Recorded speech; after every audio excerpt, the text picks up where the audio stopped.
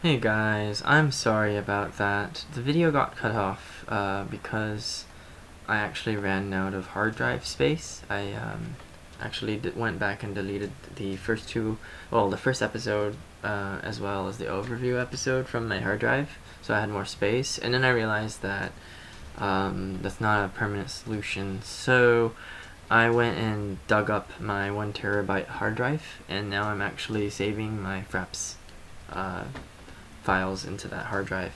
Anyways, that's just a little technical issue, but yeah, so where we left off was the perception checks. So I would call that kind of like a passive scouting thing, because you're not actually using your eyeball to get a line of sight on any particular object. And as I was saying, like on the map, it's always an overhead view, so you can't really see like where exactly that item or chest or whatever thing is from the overhead view of the map. So like, for example, if this dude right now wanted to go here and collect this treasure, I actually could do a perception check, and if it succeeds, I could actually see through the wall and see like, oh, that chest is on the 3rd floor of this building, for example. I'm not saying that that's where it is right now, but if I were to do that, it would help me locate things a lot easier.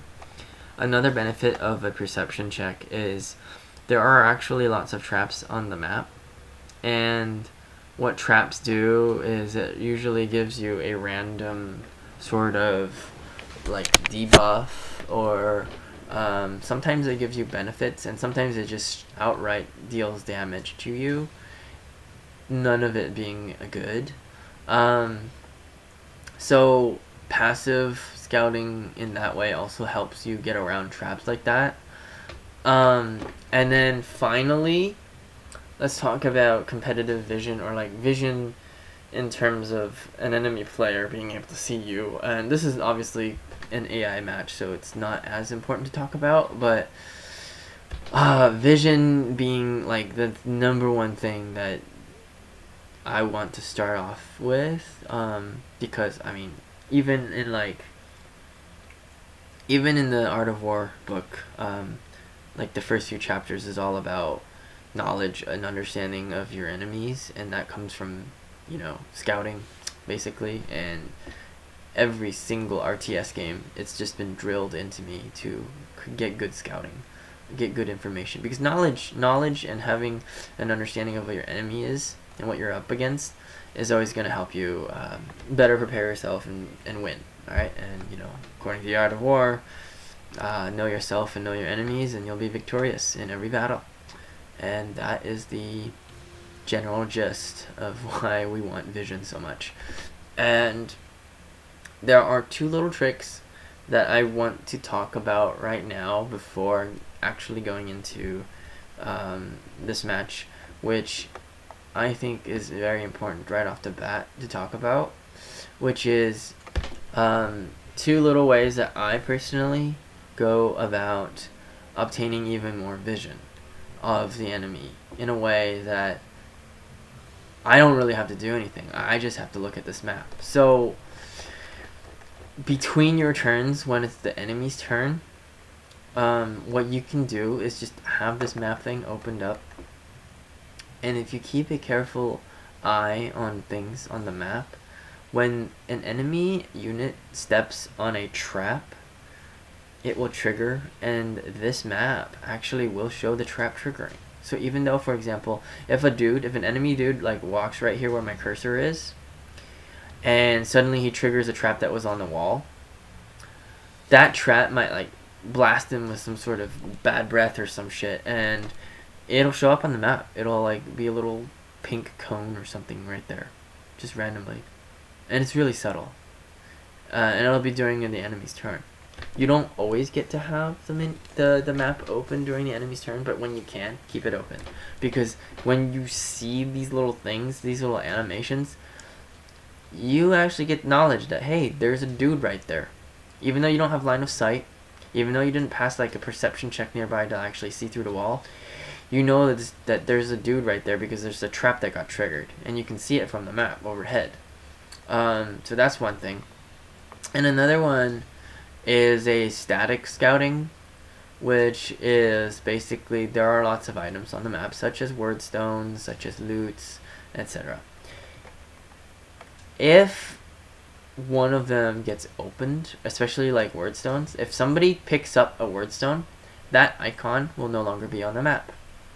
Okay, and obviously, since there's only like you and the enemy, and if you're not the guy that went and picked up a wordstone somewhere, if you see a wordstone disappear on a map, that's a clue that there's a dude right there. There's an enemy guy right there. You don't need to actually have line of sight on that dude to know, okay, a guy just went there and picked up the wordstone, and that's why it disappeared. And because, like, if you stay aware and open the map and look at that, and because that this map actually is real-time updated, you can use that information to help you gain more knowledge of where your enemy is.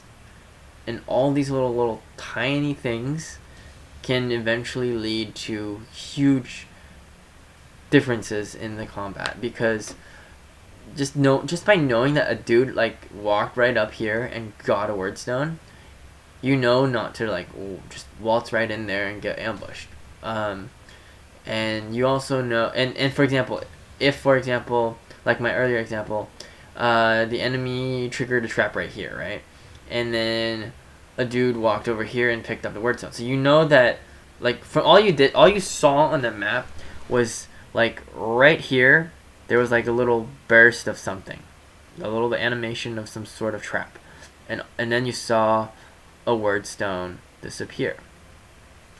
What you can deduce from that is clearly there's a guy here and here, and because there's a guy here and here, his army is not all grouped together. Okay, and what you can do from that is further deduce that because his army is not grouped together, based on where you are, you can like ambush one part of their army and split them off from the main group. Like, you can make an educated guess that the guy over here in this scenario is going to be the guy that's alone picking up a wordstone, because probably most of his guys are over here because he's spawned over here. So that means that most of his army is like right here-ish, and there's a lone dude right there. So you could run your guys here and cut him off. He can't run back to his main army, and then you can maybe put one guy like near him in ambush mode. So as soon as he moves, try to go back to his main army, he runs right into you and get ambushed, and then the rest of your guys just jump him and kill him. So like these type of little tactics just really puts you ahead, and it doesn't take a whole lot to swing the whole fight into your favor. Like, if you can pick off one guy on the map like this early on, the rest of the match is like pretty much decided. So yeah, I'm going to actually start going into the actual fight itself, and talk about knowledge that you gain from vision. So like one of the knowledges that you can get is positioning, and that's kind of what I just talked about. Another thing is just orientating yourself, right? Like, I have this dude right here. He's kind of my favorite dude out of all the Skavens for many reasons that you will see as we progress in this Let's Play. But how do I know where the hell he is on the map? Well, he's highlighted, right? But not only that, there's a little arrow around his circle, and it usually it points in the direction that he's facing.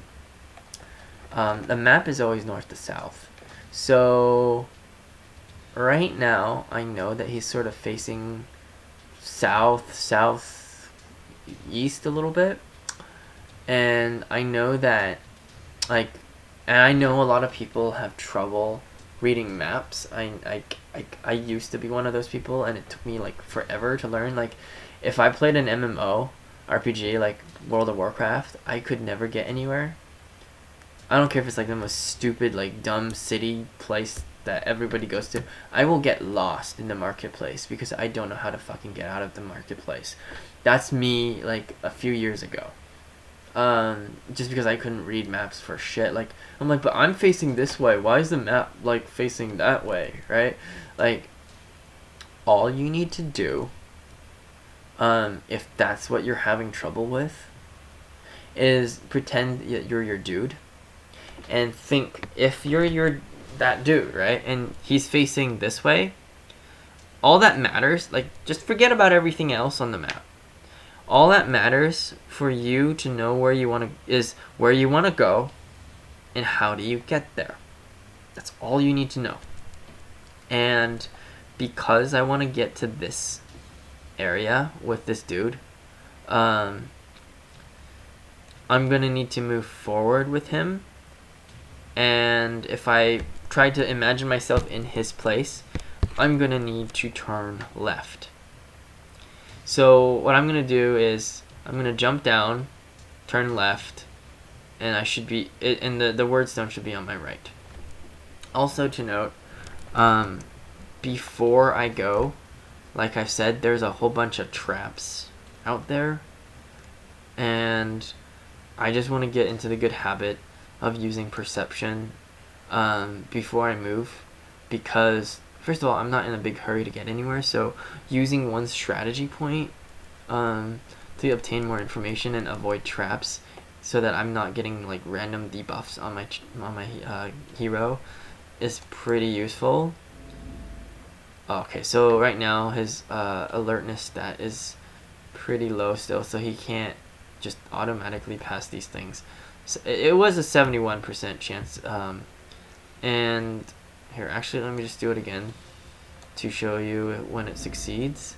So here's success. This is what success looks like. So you see, like, this is like freaking X-ray vision, right? Like, there's a thing behind this wall. I'm not even sure what it is at this point, but yeah, see, okay, so there it is. There's the trap. I spotted a trap. I walked into it like a dumbass, but it was just to show you, like, I could see that trap through the wall. And you see like that treasure chest? It's X-ray fucking vision, right? Like, I can see through this building and know that, like, that's a lot of information. I know that that treasure chest is not on my level. Like, I'm on maybe the second floor or third floor, I don't know. But it's definitely below me somewhere, probably on the first or second floor, right? And that really helps.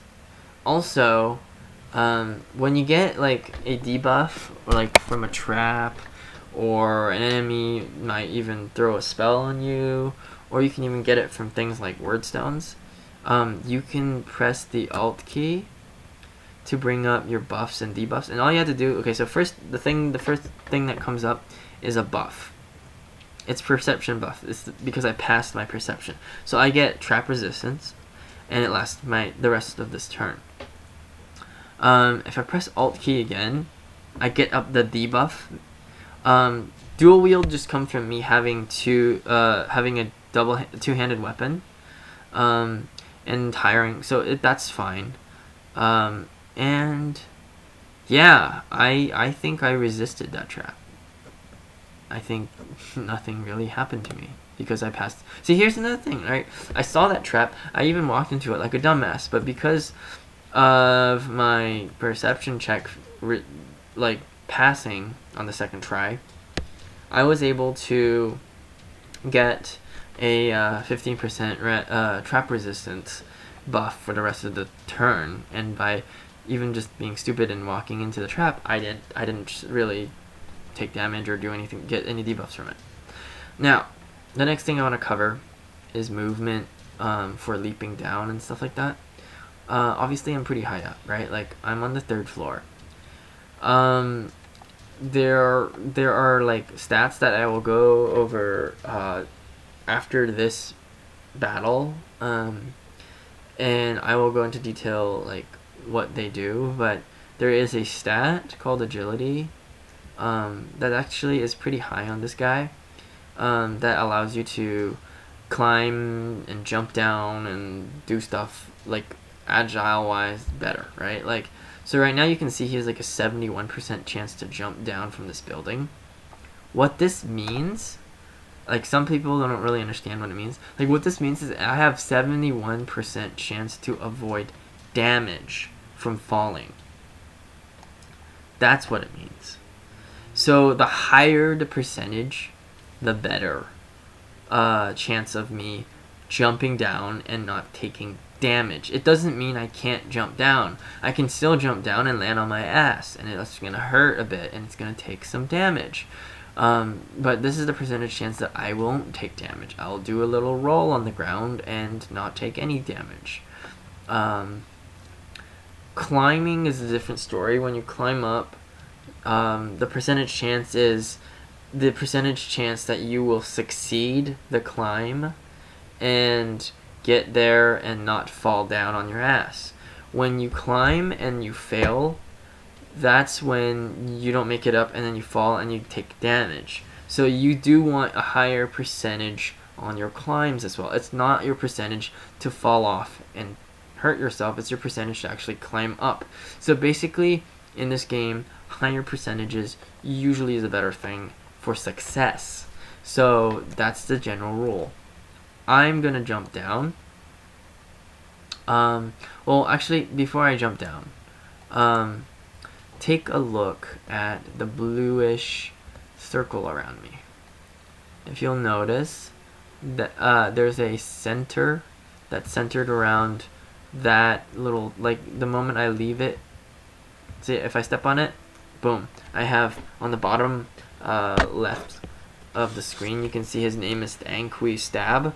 I have 3 blue circles. They are strategy points. This is what you spend to move around on the map. If you want, you can get into the tutorial of the game and it'll tell you more about this. But the reason why I actually am going over this right now is because of his ability that I actually talked about briefly last time. You know, the mechanic is if I walk past that circle, now that's the new point. And I just spent a point moving. See, if I go back on the point, I have 2 points. If I go back onto the previous point, I have 3 points, right? If I even go, actually because I triggered a trap. Come on. Yeah, there's no, I can't go back to the previous point. All the way to the beginning, I can't do that. So anyway, I have 3 points. And I'm going to jump down. Because of his ability, actually if I see if I can pull it up. No, you actually can't pull up the abilities from the when you're in a fight. But his passive ability lets him gain a 3-meter distance to each of his movement points after he successfully jumps down. And it has to be a success, okay? So you can't just like fall on your ass and get the bonus. Like, you actually have to land and not take damage. But if you successfully jump down from this building, actually, the circle is going to be a lot bigger. See, so okay, so let's keep track of this. This circle right here, I'm guessing it's the standard 5 meters. Not entirely sure. I'm going to jump down now. I'm going to cycle through. Okay, so I'm going to jump down, confirm. Okay, I succeeded. I didn't take damage. Now look at this circle. See the difference? It's a fucking huge circle, dude. Like, originally the circle would have gone up to here maybe.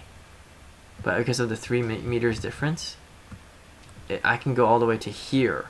And this is just 1 point. Okay? I just went that fucking distance by spending 1 point of movement because I succeeded in jumping down.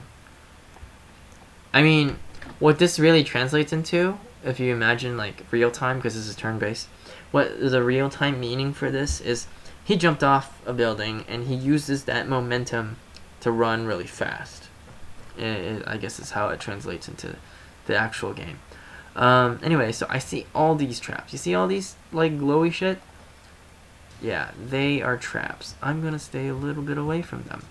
Okay? Don't think anyone's had a problem with that. So now on the map you can see that you have to actually go in this direction to get to the word stone. So I'm just gonna go along this area and go towards the wordstone. Okay. See, there's a trap on the ground over there. There's a trap over there. Super useful. Like, there's a trap right there downstairs over there too.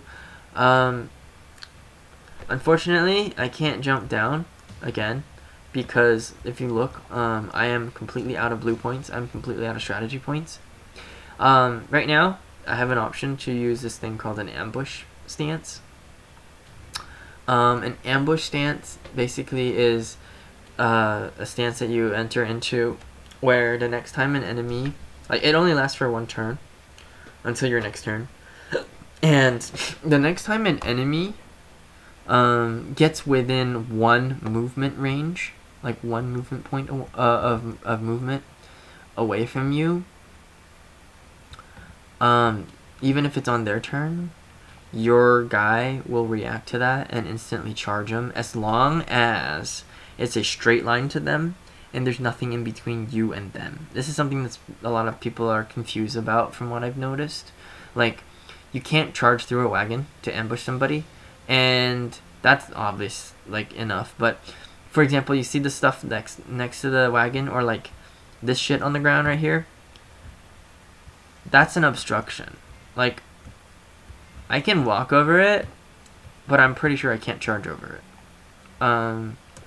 It's just how this game works, because I'm guessing, like, the rationale behind it is, like, if you're charging some dude, like, you're gonna run at him super fucking fast and, like, grab him and tackle. Like, you're tackling him. You're like a football tackling him, right?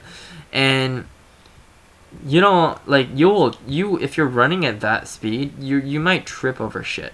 So it's really hard to, like, run over this shit at that speed and not trip over yourself. So you can't really ambush someone, or charge them for that matter, through shit like that. And you do need a little bit of distance to do a charge. I'll talk about charges later. For now, just know that it requires 1 movement distance to ambush. And why this is actually really incredibly good, or why this guy's passive is so good, is I already showed you just how much of a movement increase he got from jumping down from that building, right? Now, if I were to, like, charge somebody, that distance is also determined by my movement range. Because I am now able to move additionally 3 meters, I can also charge 3 additional meters. Okay, if I had an enemy on that blue line right there, I can charge him right now. That's my distance of charging.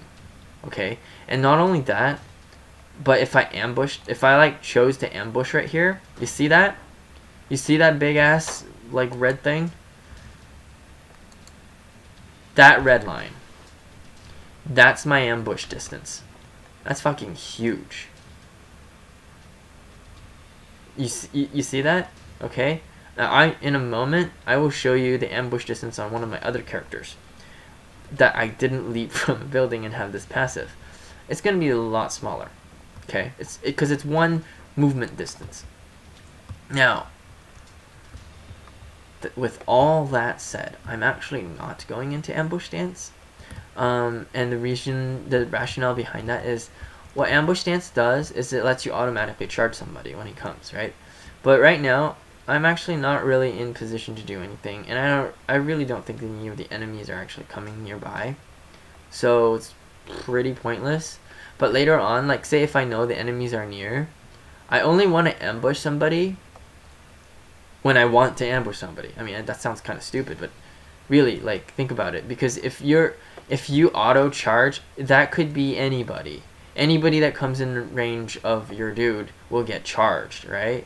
And what that means is sometimes that could be, like, a bad thing. Because if some dude wants you to charge him from a different direction, and then their entire army is there, your dude is gonna, stupidly just charge in, and then the next thing you know, they have, like, 2 other dudes just ganging up on your guy, and then your soldier or your warrior is dead.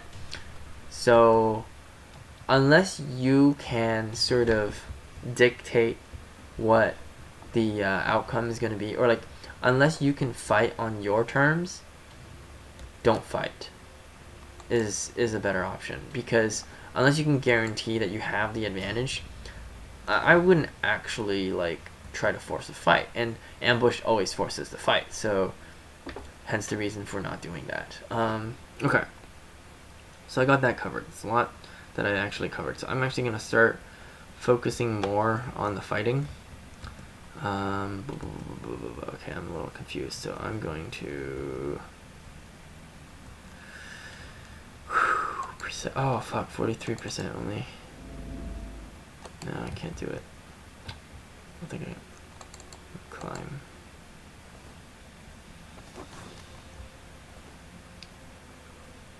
Okay.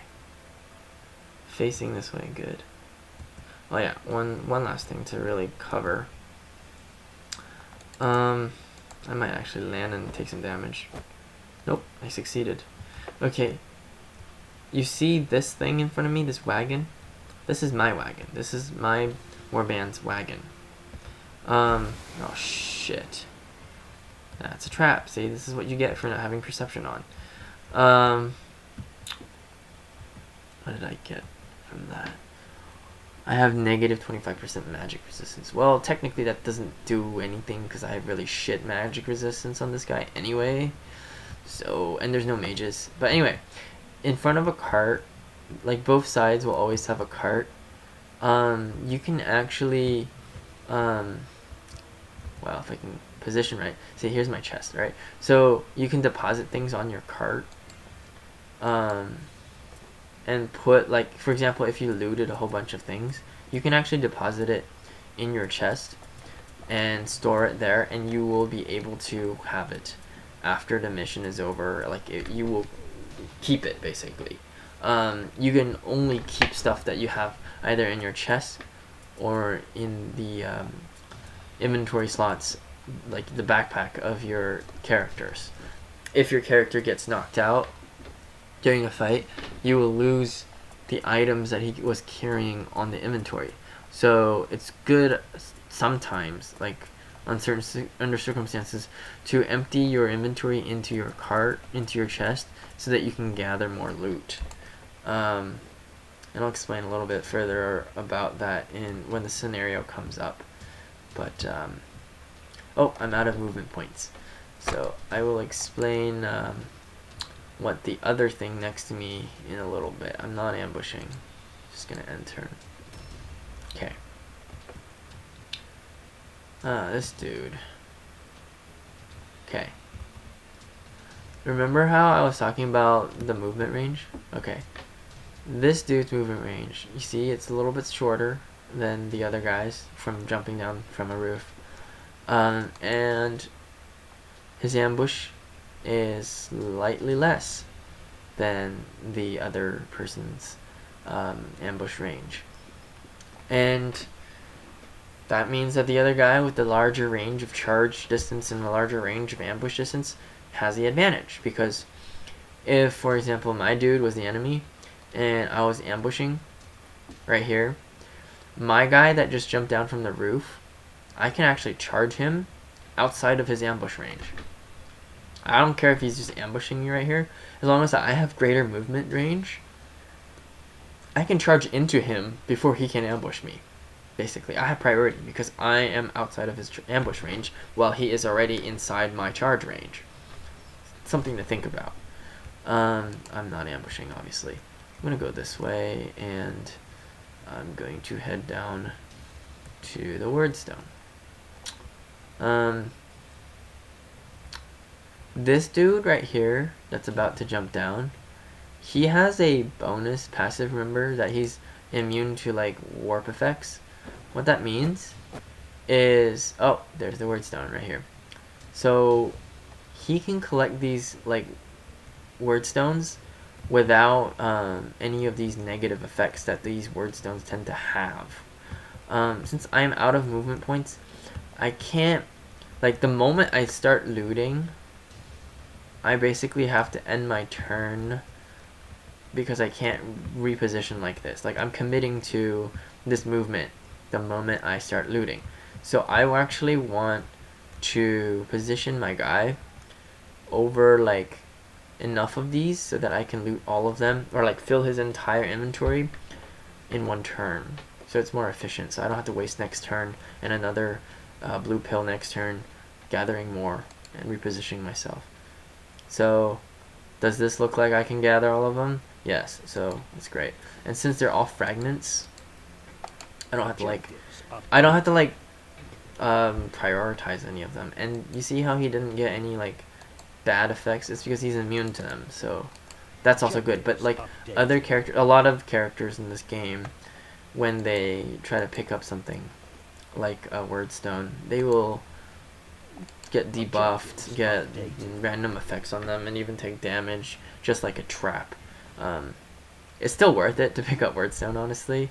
But you see here, I can't move. Like, I'm actually trying to move. I can't move because I've committed my action, so I can't go back and like position myself or whatever. So I can keep looting. Obviously, now that I have a full inventory, I can't really swap. This is what I was talking about. I can't swap these.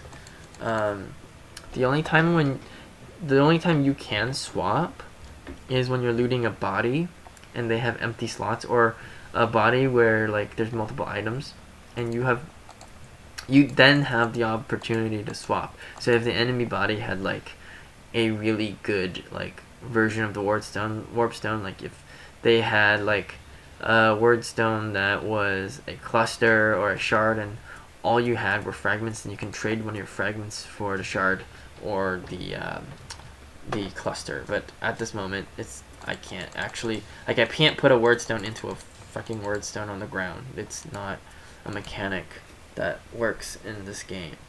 And since I'm out of movement, I have to either end turn or ambush. And because of my current position, I really don't think ambush is necessary. Just, I don't expect any enemies yet. I think they're probably like still along this line. Like they're technically, they haven't even moved, because so far it's only been my guys. After I end this guy's turn, okay, so right now the green area, if you look at the very top of the screen, the green arrow is pointing to my current guy, who I have to end his turn soon. And then the next guy is actually another one of my warp guards, and then it's going to be the enemy hero. How do I know it's the enemy hero? If you look right above my cursor, actually, crap, it's hard to position my cursor. It keeps moving. The map keeps moving. Okay, so right above my cursor, you see like the star-like symbol with the red colored star with a little yellow crown at the lower right of that symbol. The little yellow crown represents the leader. Always. Every single faction is like that. The yellow crown is always the leader. And the 3 stars under the one next to him, that's always a hero. So in my scenario, in my case, this guy, the shuriken guy that, you know, ran a great distance after he could jump down from somewhere, he has 3 stars. He's a hero, and this guy is a leader. So anyway, done with the explanations. No point in ambushing. Ending turn on this dude. Okay. Oh, I guess the enemy. So yeah, what happened just now was actually the enemy went in front of me, and the reason why is they had the same initiative. Like, we all had 59 initiative, and sometimes it randomly switches. No idea why that happens. It really shouldn't change during the middle of a turn, just because it really fucks you up when you are expecting one thing.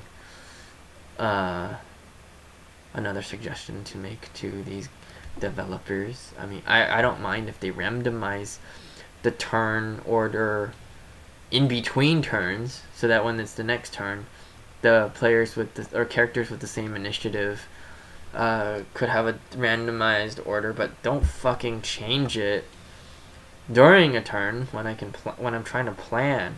Dear God. Ugh, that was bad. Okay.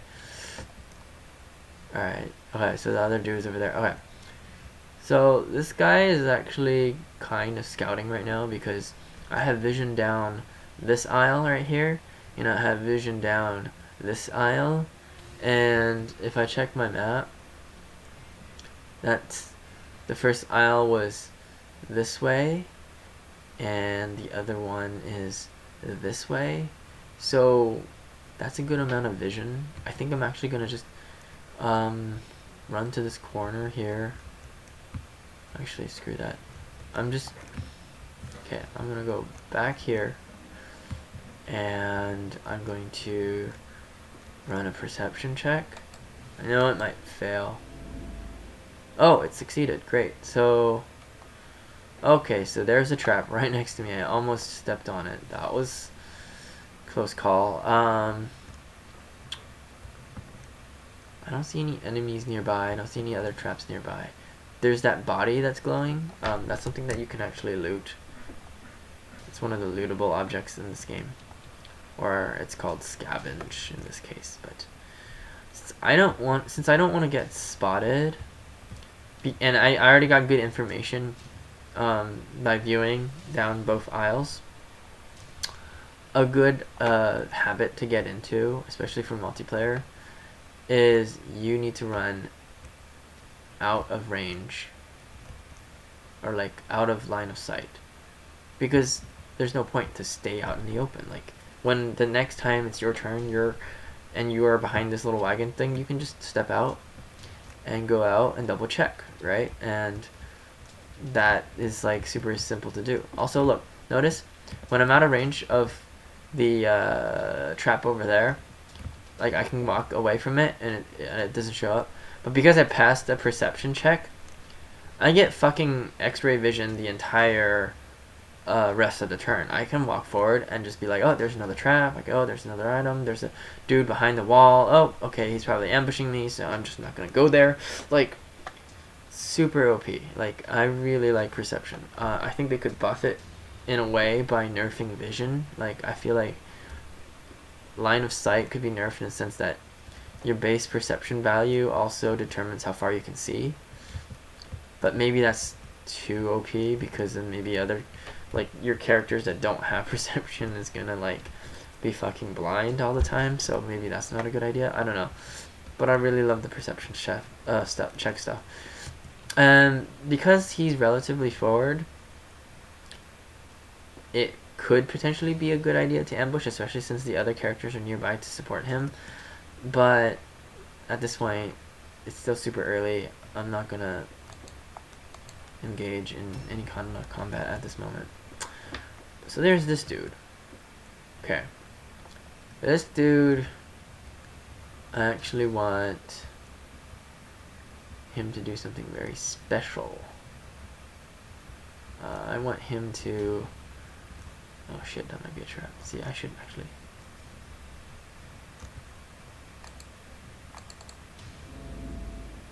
Great.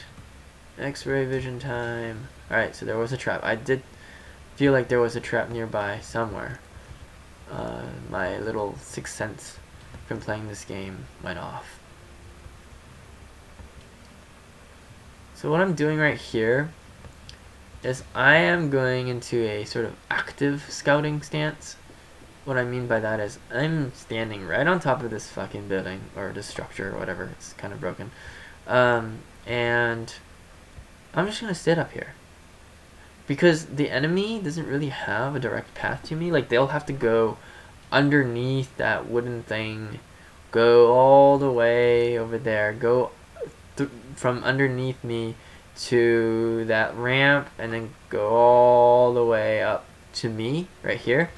It takes so long for him to get to me that I would say I'm safe, because I have so much time to react to whatever the fuck the enemy can do to me, that it's actually just safe to stand here. And unless he has like a really long ranged like weapon, like a gun or something, he can't shoot me from like that wall over there. Like even if he's like right at that wall, he won't be able to shoot me unless he has a rifle.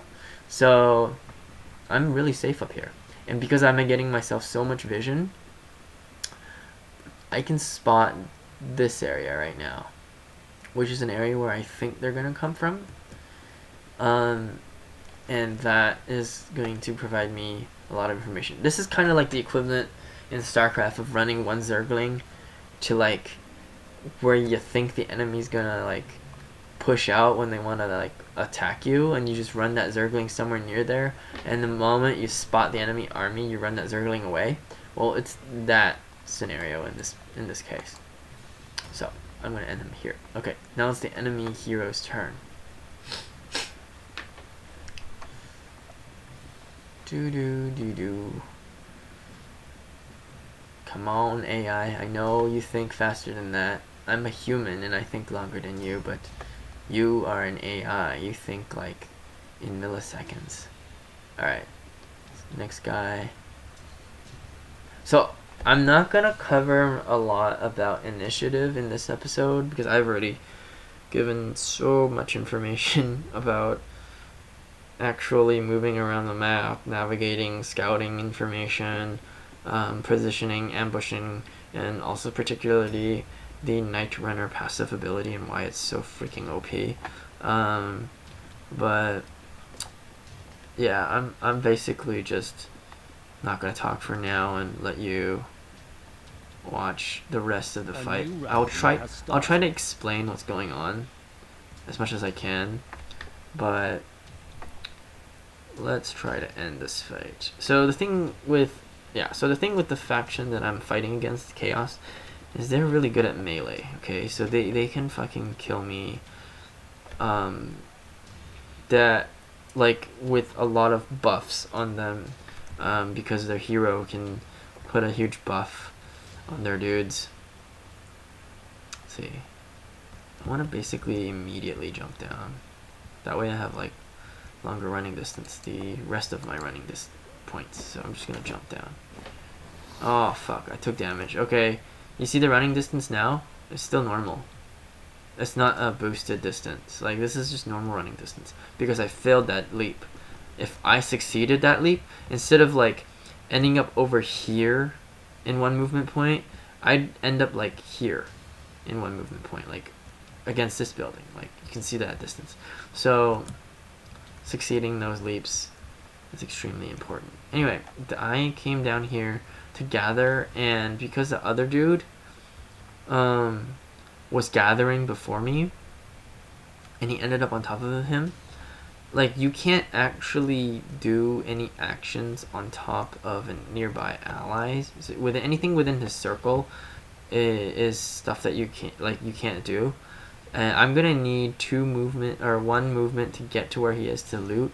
I can actually use this guy to loot. I just have to do this thing called delay. So you see the initiative order on the top? If I delay 3, I believe I can. Well, if I have to also get lucky like that, because it only delays 3 turn orders, which means that because there's 3 warp guards. I have to get lucky that my warp guard is the first warp guard to go. Actually, it's a 1 in 4 chance that I get to loot this turn, because there's also a 59 initiative enemy unit that will also be randomly rolling. I hate that shit. Alright, I'm gonna delay. Okay, here's my hero. So where I left off with this guy is that you can also loot an enemy flag. There's actually the ability to pray at your own shrine. I've literally never seen anyone do this, but I think it puts a buff on you. It's called Idol Boon. You have Wordstone resistance, and you have plus 25% to all alone tests. Like, people never do this. I don't know why. It's such an OP effect. It lasts 2 turns. Okay, Why this is good is sometimes, say your army, like your main group of guys, is farther away from your cart, and an enemy group came near your wagon, and you only had one dude near your wagon to defend your flag, and you see them. Remember, you can't perform any actions on top of another dude. Like if the dude is standing here, they can't come here and loot you. If your guy that's defending your flag is here, they can't loot your guy. They can't loot your flag because your guy is standing on top of it. What you can do in those circumstances is pray. When you pray and you get this idol boon, you get a plus 25% to all alone tests. What that means is what ends up usually happening is if the enemy groups up on top of you and you're surrounded, you will have a much easier time passing those all alone tests, which will in turn help you actually fight instead of try to run away, or lose all your actions and can't fight back. So it's very, very good buff that nobody ever talks about. I've never seen anyone talk about it, and I don't know why. It's like an OP as fuck buff that no one ever talks about. So there we go. I'm going to go this way. Remember this guy was ambushed here? There's a trap somewhere over here. It was that pile of whatever shit over there, so I avoided it already. Should have been more. I mean, if I were paying more attention to the actual game, I would have like remembered. But luckily I just was the, I don't know, idiot savant or some shit and just walked right by it and didn't actually trigger it. Okay, so yeah, I think I'll stay here because I'm trying to set up. Like, they're about to finish looting down there near the little blue thing that I put up, right? So as soon as they're done looting there, I'm gonna go loot here, and potentially, I mean, since I don't see any more lootable piles of word stones, that's gonna give me all the rest of the word stones on this map. Okay, I'm not just gonna collect 7 to fulfill this objective. I'm gonna collect all 12. And I'm gonna kill all the enemies as much as I can anyway. So because the rest of my army is gonna try to move this way, I need to set the stage so my heroes or my leader is right here. Potentially, because I have the all alone test buff, I could actually go in right around here and do a perception. That's like the ideal thing to do. But I don't have enough movement to get all the way to the corner and do a perception check. And also this guy doesn't have high perception. Like, I think... yeah, his perception sucks. So I'm just going to end turn right here. Okay. Like I said before, perception, kind of OP. If you can get it. Yeah, it's a failure. I mean, since I'm not really doing much else here anyway, I can try to pass the perception. Okay, pass perception, X-ray vision on. Let's move.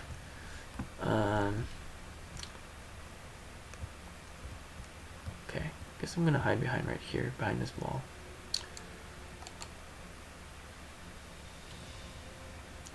There's no real, no ambush time. I don't see any enemies here yet. Oh, no, correction. Enemy warrior is in line of sight. Okay. So, how do you stage a fight? This is the next part. You see, I need to position myself in such a way that gives me the advantage. I know that the enemy leader is right there. Like, I know exactly where he is, right? There's only a few points from which he can approach me. And it's through this wall right here. This wall in front of me. So, this gap in the wall, and that gap in the wall.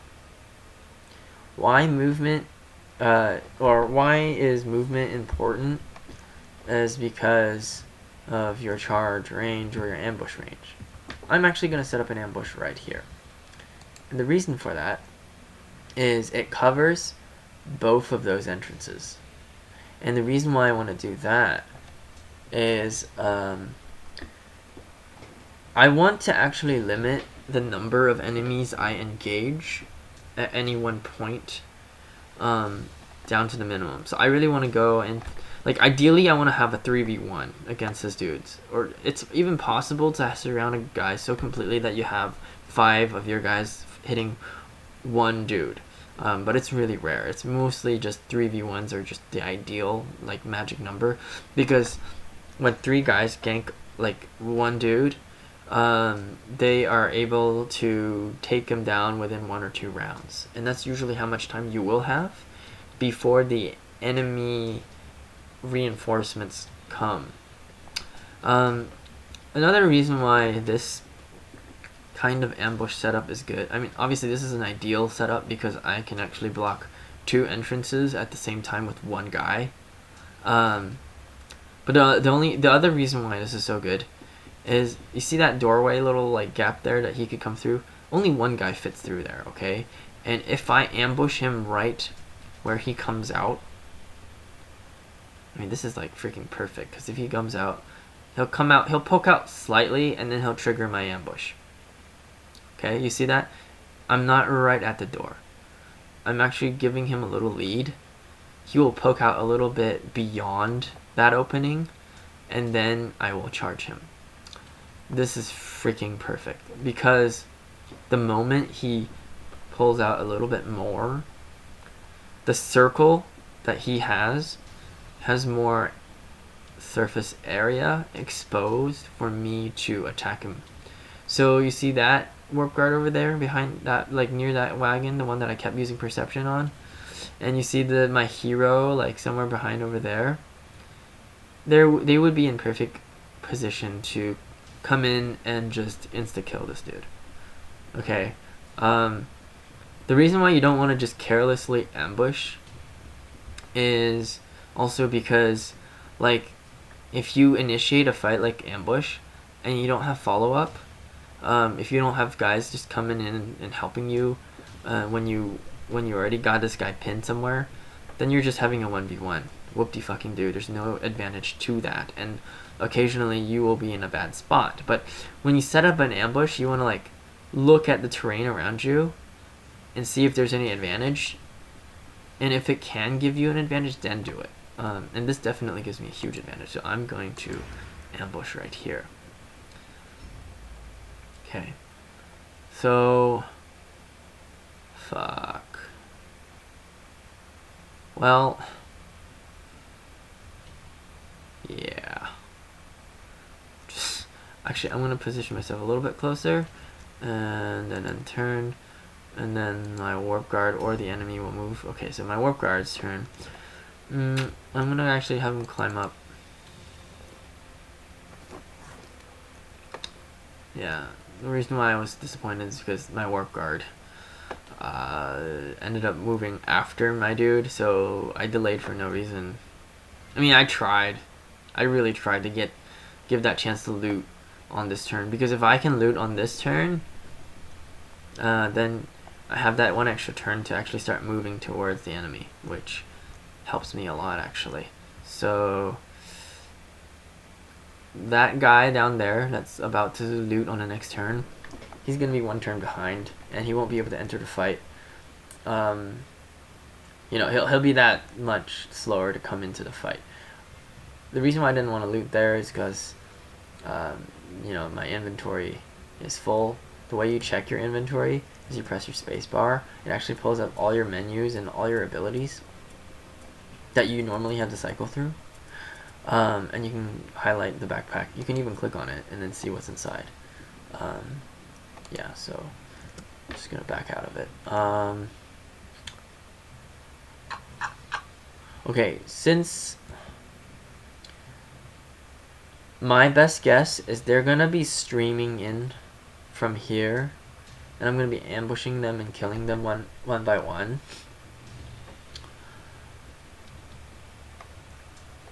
it could be potentially beneficial for one of my guys to go in through here and get him from the other side. It's a dangerous maneuver.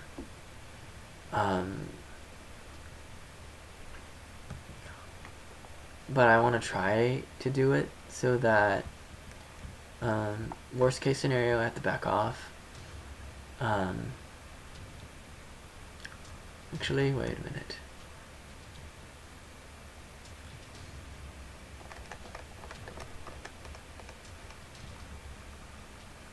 Remember, I'm trying to ambush this dude. I don't want to distract him from my ambush and actually have him head the wrong direction. Okay, so this courtyard is safe to look at ish. Oh no, because there was overhead on. Because I was confused by this chunk of building right here. Because when I am in this guy's perspective, I just see a huge courtyard. I don't see any building in front of me when I'm looking straight down. And the reason why is it's the second story. So that changes things. If it were actually a solid building all the way down to the ground floor, I could ambush like right there too. However, since it's not the case, and my ambusher over there is not going to be visible to the enemy, but I will be if I'm right here. The enemy dude is going to get distracted and run towards me over here, which is not what I want. Because the moment he does that, then I'm wasting my ambush, and I'm actually technically saving the enemy's life this way. Just going to hide. Actually, yeah, I'm just going to hide right here.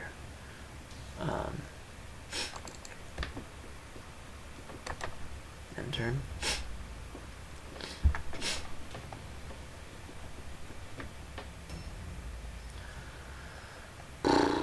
Alright, after this dude's turn, it's going to be their leader's turn, and hopefully their leader is going to come through one of those openings and get himself fucked. Come on, you can do it. Up, and see, boom. Ambush. Surprise. Surprise is a debuff that you apply when you ambush somebody. And okay, so a lot of things are happening right now, so I will be explaining some of them in a bit.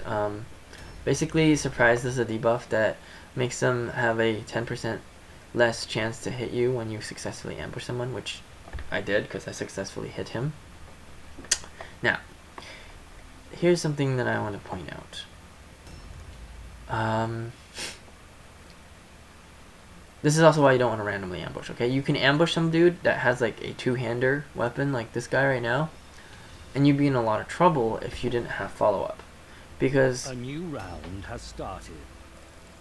The value of that ambush that I just pulled off comes from the fact that now I can immediately follow up and basically kill him with all three of my guys nearby. Objectives updated. Or actually all four in this scenario, because there's four of them nearby. Now this isn't... Sorry, what happened just now is I just got a warp effect from collecting these word stones.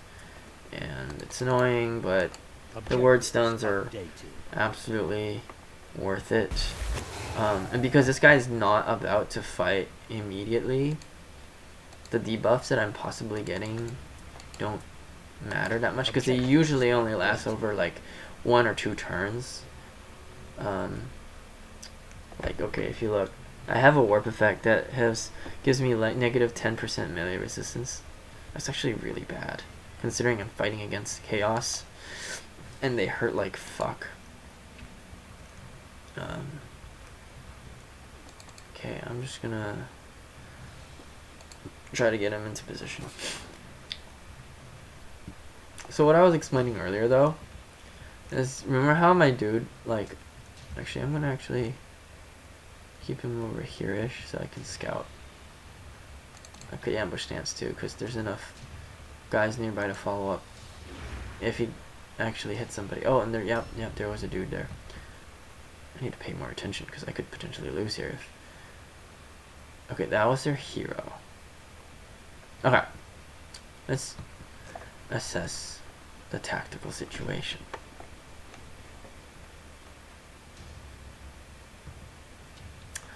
one of the things I wanted to talk about is weapons. And it really affects your ambushes in a big way, okay?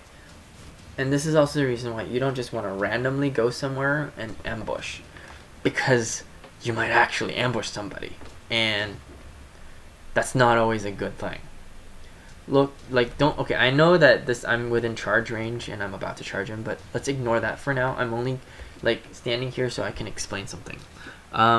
Look at the weapon that this leader is holding. I'm gonna try to get a better angle. Nope, can't do it. It's a two-handed weapon, okay? It's a staff, I think. He's a caster, but it's a two-handed weapon, and generally two-handed weapons deal massive damage. My hero is technically holding a two-handed weapon. He actually does, like, on average, like, 40, like 30-ish to 40, maybe even 50-ish damage. The reason why it's so high right now is because of the charge damage. It has a bonus. But my ambush hit this dude successfully, and then he countered attacked. The reason why counterattack worked was because he actually still had all his offense points. So that's how it works.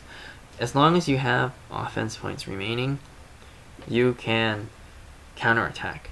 And that's why ambushes are actually really dangerous, because if you just randomly ambushed a dude that had like a fucking two-hander like what this guy had, and like thankfully he didn't have his buff on. Like if he had his buff on, my ambusher dude, he would have probably died.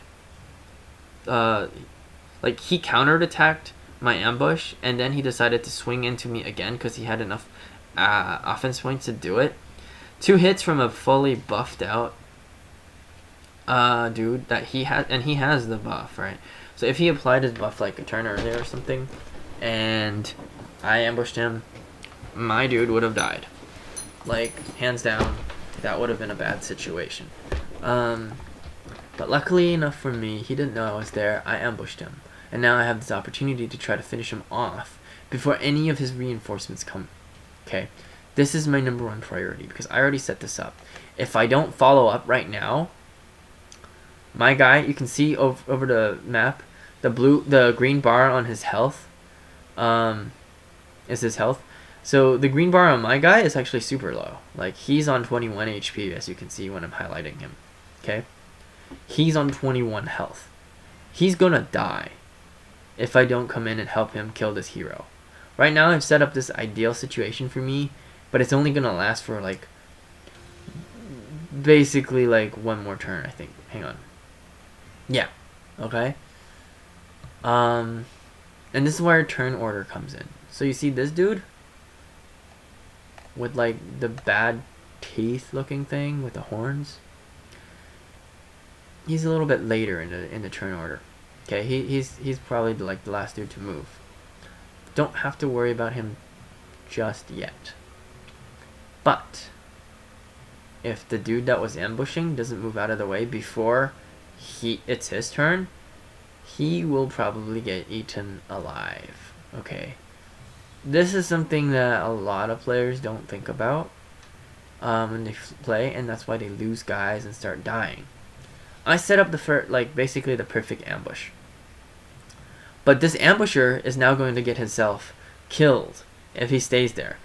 His job as an ambusher isn't to deal a lot of damage in this particular case, because he wasn't like spec'd out or built to do a lot of massive ambushing damage. What he did was get the enemy leader caught out in a bad position.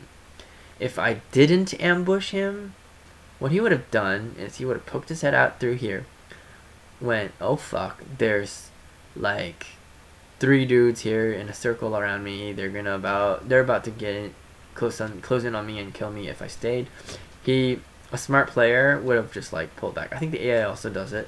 So the AI would have said, oh shit, there's too much over here for me to handle. I'm gonna back off. And he would have pulled back.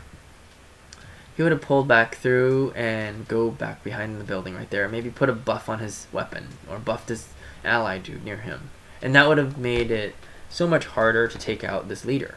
Okay, it would have been a 2 enemy thing, and he would have had a buff on one of them, and my job of killing them off would be a lot more difficult. At this current, that's why you want the ambush. So like when the enemy pokes out and shit like that, and you know they were gonna do that, and you have that information prior to them, their knowledge, the ambush forces their actions to be committed. As in, the moment I ambushed him, it wasn't really about the damage, it was about the positioning. He couldn't pull back, he was engaged, and that gives me the opening now to go in. Now if you look at this next thing that I'm about to talk about is the charge. The charge has a bonus damage. I forget how much. It was like maybe 25% more damage or something like that. It's a pretty decent buff to your damage. However, a lot of players also don't realize is that the cost of charge is more than your regular attack. Your regular attack, the first hit, is only 2 red pills or offensive points. And then the attack after that, because of the fact that I'm wearing using a two-handed weapon, it'll have tiring, so the next attack will have an additional offensive point cost to attacking. So the second attack would be 3 offensive points. Now it's very simple math to look at how many offense points I have and realize that I have just enough to hit twice in 1 round. But I'm only going to be able to do that this round if I don't charge him. Because if I charged him and used 3 right off the bat, I'm only going to have 2 left, and I can't use 2 to do the third attack, the second attack. So even though I'm getting like a 25% to like, I don't know, maybe even 50% bonus to my damage, it's actually not worth it. Because I'm technically doing double my damage. Or potentially doing double my damage if both of my attacks hit. Because I get 2 attack opportunities instead of 1. So I'm actually not going to charge him. Another thing that's going to happen is why I was like, okay, tactical evaluation mode. This dude is about, remember how I said this dude is about to come in and murder this guy if I didn't pull him out? Another thing that's about to happen is this guy is going to get ambushed by this guy, potentially. That's neither good nor bad. If you look, he has a 2-handed weapon, 38 damage, base damage. I have a 31 to 38 damage. But the thing is, I potentially have just made a very big tactical error. And this is why I'm a little nervous now. If this dude comes in, gets ambushed by him, he has the opportunity to counterattack. Okay? And he has a 2-handed weapon. So, and he can have a maximum of 5 red pills. So he can attack twice. Now, 2 hits from his weapon is basically almost enough to kill me. Like, if he did 43 damage, which is his maximum damage twice, this dude right here, my mouse sucks, has 89 health. So I'll barely survive 2 hits from him, right? And then, like, I'm basically 1 hit away from dying. This is why I'm nervous. It's not super bad right now, though, because I would say I might have 1 more turn before this guy actually does it. But what I'm doing is I'm racing against the clock. Okay, this guy has to pull back. In 1 or 2 turns, this guy has to pull back. because he's gonna get almost raped by this dude. That leaves only 3 of my guys combat worthy. I need to kill this guy first before I can safely move all my rest of my guys over here and focus on this dude. And this guy's actually definitely gonna come in, and there's 2 more enemies that are still unaccounted for. I am in a situation that looks like I have the advantage, but actually I'm fairly exposed. Okay, what I mean is, if the enemy tries to engage me right here, and then the other 2 either shows up both right here or both right here, I'm fucked. I don't have enough time to react to that. Like, I don't have enough resources right now on my side to react to that. I have these 2 dudes, right? But they can only really focus on one thing. They can help focus this guy down, or they can help defend this guy. But I don't think there's enough. Like, unless both of my attacks from my main dude here lands on this dude, I'm gonna need both of them to help out over here and kill their leader before this dude comes here. Okay. And so these guys are going to be tied up in a second. They're not going to be able to come to the rescue of my hero. So that means my hero is going to 1v1 against this dude. And if any more of their guys show up to threaten this dude or tie up these 2 so that they can't move away from this area to come help him, then this dude is fucked. So I actually didn't see this guy when I went into ambush stance just now, and I've created myself a little pickle. If I didn't go into ambush stance and went behind this wagon right here like I should have, then I'm not putting myself in this horrible predicament that I'm in right now. Because I play strategies games all the time, I can see all this. Okay, and I know the average player is not going to be able to have this level of understanding just looking from a map, but I see all this from looking at this, and I know that this dude is in a lot of danger, and this dude I'm pretty sure will move before him, so he's not in danger as long as I can kill this guy before my dude's turn. Now, if you look, all 3 of my warp guards move before their leader. So this guy, even though my warp guard right here is only 21 health, unless that hooded fellow with 59 initiative shows up out of the blue and kills him, this warp guard that just performed the ambush is pretty fucking safe. I'm actually not worried about this dude with 21 health. He is so safe right now. Okay?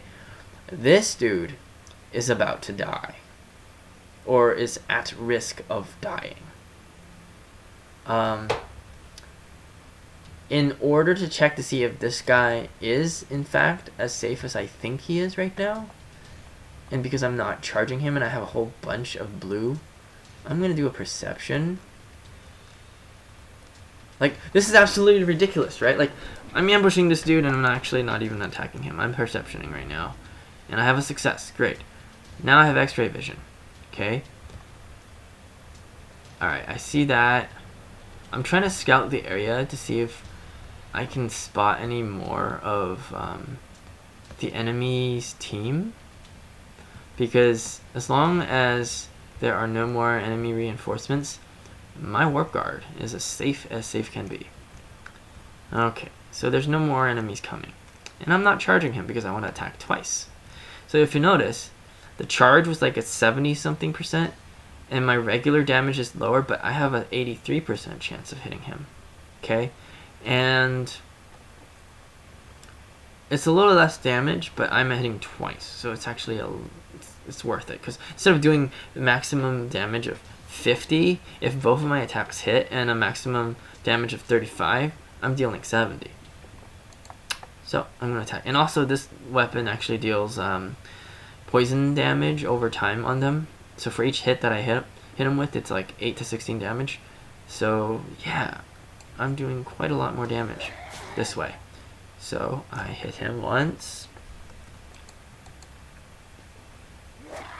I hit him twice. Okay. He's going to take about 16 more damage. Let's see how much health he has right now. I'm going to zoom in a little bit so my cursor doesn't go crazy. Okay, so he has... No, that's my guy. Where's the enemy? Okay, Wolf Krang, the enemy leader, has 31 health.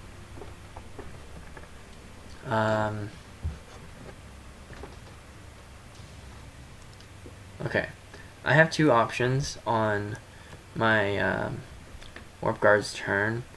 I can use the Warp Guard to attack the leader in hopes that I will finish off the leader, because he has no offense points remaining, so he can't counterattack me, so I can attack freely. But in doing so, if I don't kill him, he's locked up right there. The enemy character can come in and finish off my Warp Guard. It's a risk, but if I take that risk and kill the leader, not only will I be able to move away safely after that, but also I'm freeing up my resources. I'm freeing up at least one more of my Warp Guards from actually having to fight over here. And one of my Warp Guards can now move over here and provide support and backup for my hero, which is what I really want. So I'm kind of debating whether or not I want to do that. I want to see if I want to have my Warp Guard finish off this leader, or actually just have him run away and be safe from this dude who will fucking eat him alive with his two-hander weapon.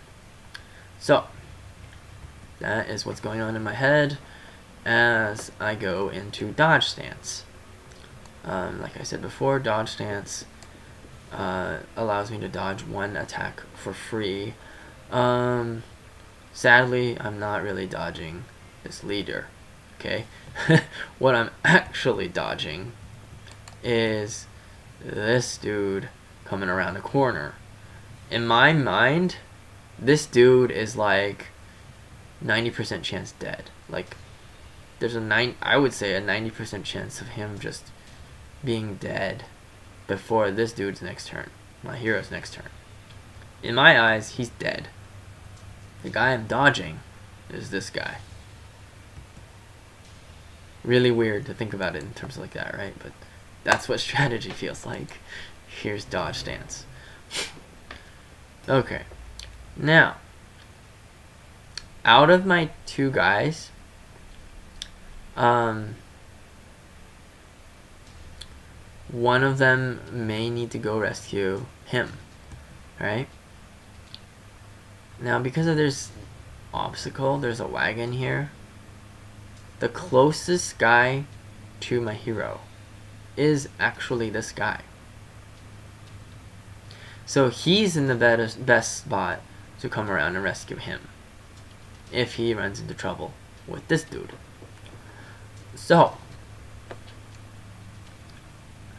I'm gonna try to put this guy let this guy be the one that I send over to attack the hero, since my guy here is the first to move, and I don't know yet whether or not I want to send him to rescue or to finish off the leader.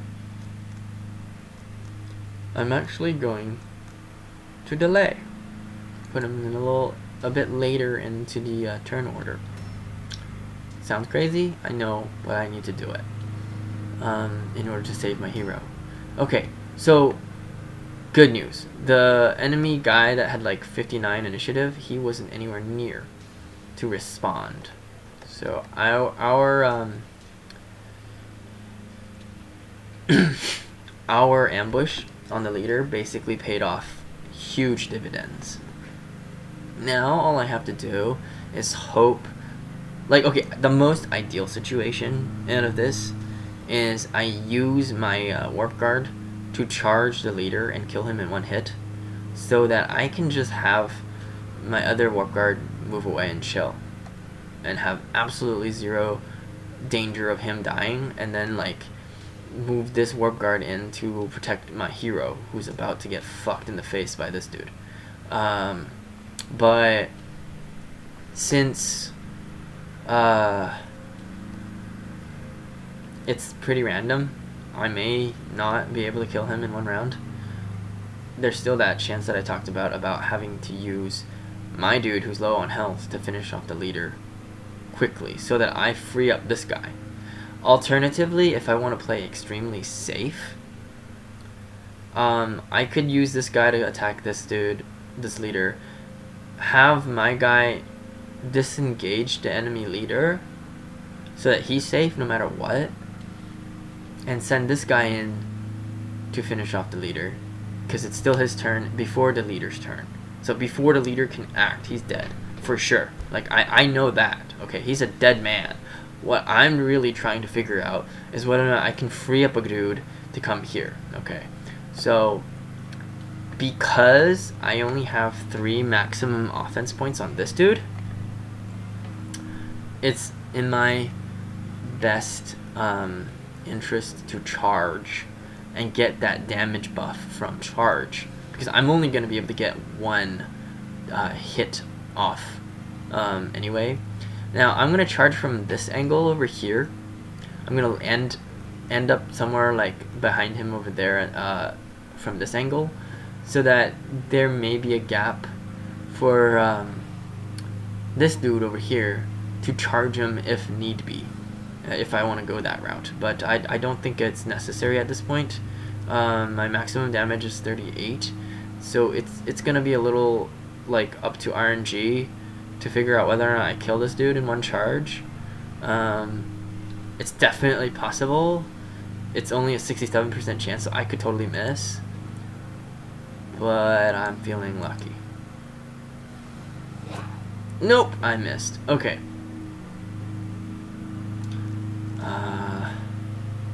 Yeah, I'm dodge stancing. There's no need to parry because I don't have any offense points remaining. Whew, dilemma time. Like I said, everything went according to plan so far. Okay, so when you have to choose between 2 risks, okay, you want to minimize the risk that is guaranteed. This is something that I've learned, and this is something that is really hard to grasp, but just bear with me here. I know that if I use this guy to attack the leader and the leader isn't dead, this dude, this warp guard, is for sure going to die. The leader will counterattack him, like, will attack him on his turn. The enemy guy will come and fucking kill him. So, for sure, this guy is in imminent danger. I need to move him away. This risk, this danger, is something that's about to happen. He's about to go to, like, maybe 3 HP. But it's not guaranteed. Like, this dude might just feel like coming around here to try to help his leader or some shit. I don't know. Like, I don't know how the AI thinks, right? So it's not a guaranteed thing that he will randomly run in like a dumb fuck and get ambushed by my guy, who is also similarly stupid because he shouldn't have ambushed. He should have been behind the wagon. Anyway, so because this is the guaranteed risk, this is the guaranteed dead unit if I don't move him out of the way, I'm not going to gamble with his life. I'm going to use the option to disengage, and you can only do that when you have at least 2 red or offense points. And it's very important to remember that you need the offense points to disengage safely, because the other option is to flee, and that gives the enemy a free attack. You don't want that, especially when this guy can one-hit me and kill me. So I'm going to I'm going to disengage. So now I'm not in his combat zone. I'm free to go wherever I please. And basically right now, I just want him to get away and go somewhere safe. It's really simple. Run away like a scared chicken that's headless. I don't know. Just do that for now. He's not entirely useless. Like, if I had, like, shurikens on him right now, I would, like, switch to shurikens and throw some fucking shurikens. But I don't have that right now.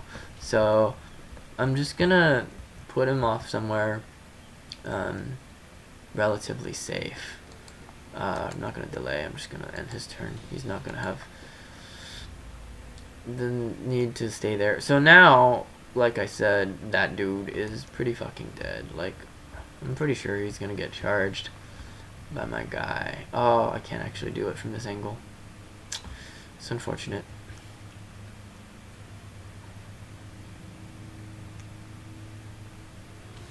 Okay.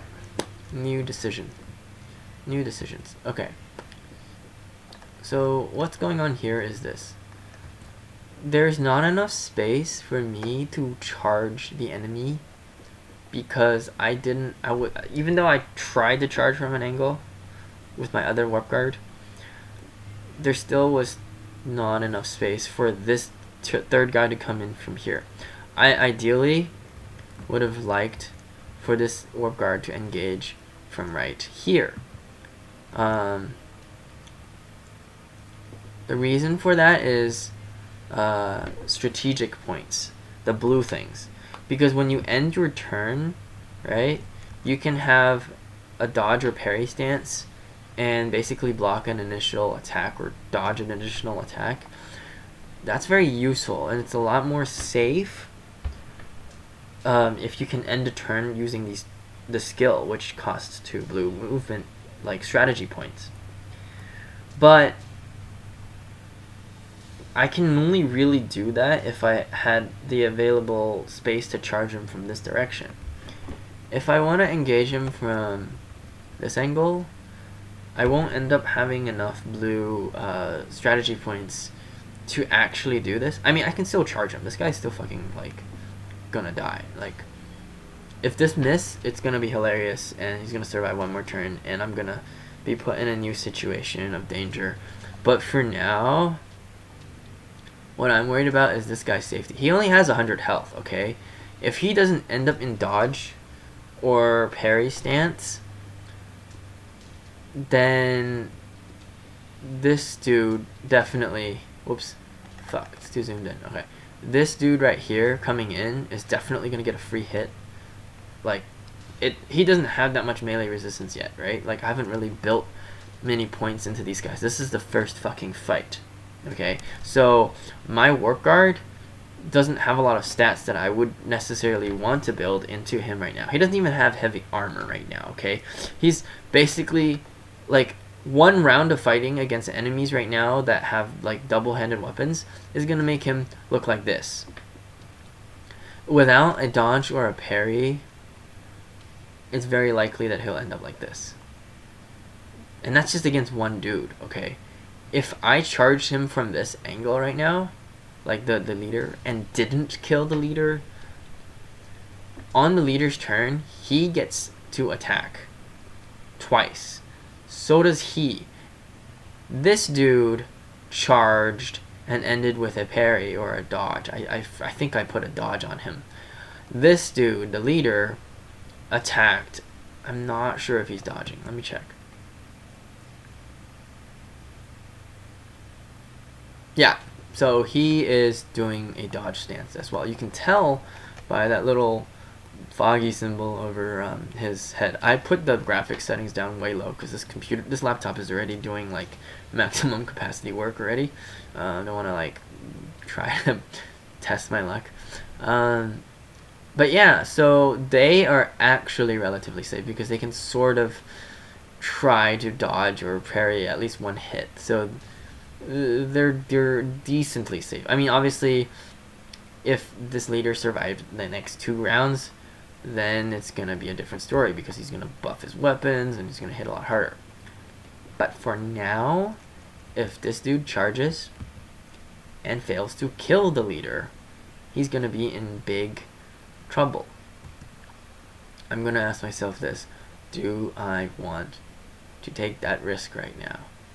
Okay. And the answer is no. And the reason why is the two that are engaging this leader, they're pretty much guaranteed to fucking kill him. Okay. This dude could try to go and take that risk and charge him and try to kill him, but he is not going to guarantee it. It's only a 67% chance. I know that that dude over there with the two-handed weapon is coming through and trying to help the leader. And if I charge the enemy leader can hit this dude that I'm selected right now with probably 2 attacks, right? And then his other two-handed guy can come and attack this guy with another 1 or 2 attacks. That's enough to kill this dude outright. Okay. Instead, I'm gonna do a crazy thing and ambush.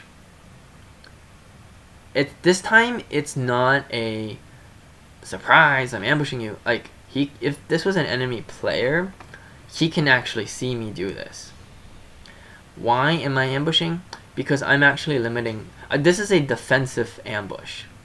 Because if the enemy guy that's like behind this wall comes around a corner and tries to attack me, like, I know I'm gonna have to fight him anyway, right? But it's better to fight him 1v1. If he swings twice at me with his double-handed weapon, I'm betting that I'll have enough HP to survive. Okay, even if both of them hit. I have 106 HP. I'm pretty sure I can survive. One-handed weapon usually does like 30-ish to 40-ish damage, depending on what it is at this level. Like, you know, if it's a rare or something, it'll do more damage. But at this current level, I'm betting he's not going to have a rare, so I'll be fine. If I don't charge him and I ambush this dude and force him to fight me, fight this warp guard 1v1, this warp guard is definitely going to survive. That means that these two more than sufficiently can take care of him, and most important of all is this leader, the enemy leader, can't attack my warp guard unless he tries to disengage. And remember, when you disengage, it takes up 2 of your offensive points, so he can't swing at this guy twice. I think the maximum possible swing is like maybe 1 from each if they tried really hard. Like, I mean, 2 from this guy and like 1 from... I really doubt... Like, I'm really like reducing the amount of damage that this guy could potentially take. Obviously, I'm not saving myself enough room for any dodge or parry, but if you're in ambush stance, you can't dodge and parry anyway unless you get a skill that allows you to do that. And there are skills that do that. But for now, I'm just going to ambush in order to defensively limit the damage that he's going to take. So that's done from the poison. He does an all-alone check because he was surrounded. My leader just dodged his attack, and my other guy also was dodging, so they dodged his attack. So now this leader is gonna fucking die.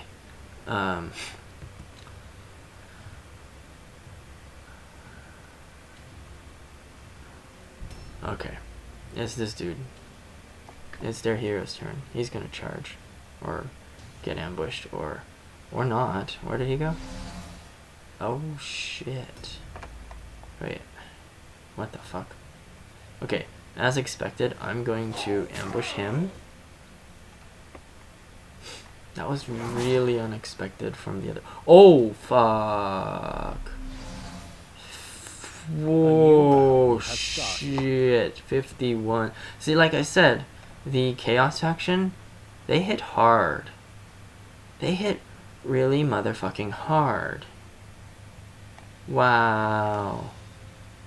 51 damage.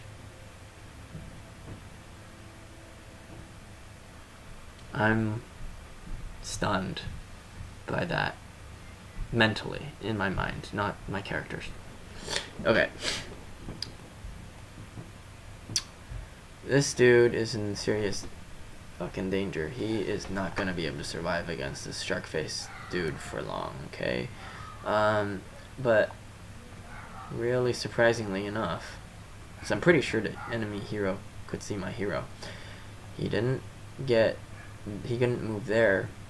See, this is why I feel like the AI isn't dumb, okay? Like, I don't understand why people think the AI is dumb. I think they're dumb. Whoever said the AI is dumb is pretty fucking retarded. The AI is really smart. Look, what he did.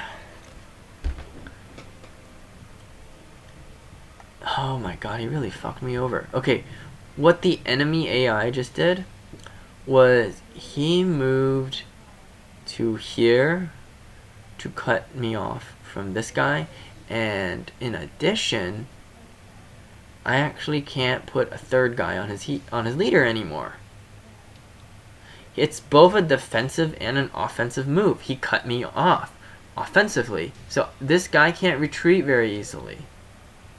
Okay, I can't send more guys over there to engage this shark face dude, because this dude right there in ambush stance, he's gonna intercept anybody that tries to move near him. And on top of that, even if he wasn't ambushing, just by standing there, like my hero can't come around from behind and hit his leader now from this third angle. Like, ideally I would want my hero over here, but his hero is here now, so my hero can't even go there. I don't understand why people think the AI is stupid. The AI is fucking genius. Okay, so fuck, I wish I have shurikens now. See, this is where shurikens come in. I don't have shurikens right now on this dude. Oh, I stepped on the trap. I'm a dumbass. Is it lagging? Alright, so I stepped on a fucking trap that I saw ages and ages ago. There's still two enemy, like, hooded dudes, the other type of henchmen, the brethren, that I haven't seen yet. Okay.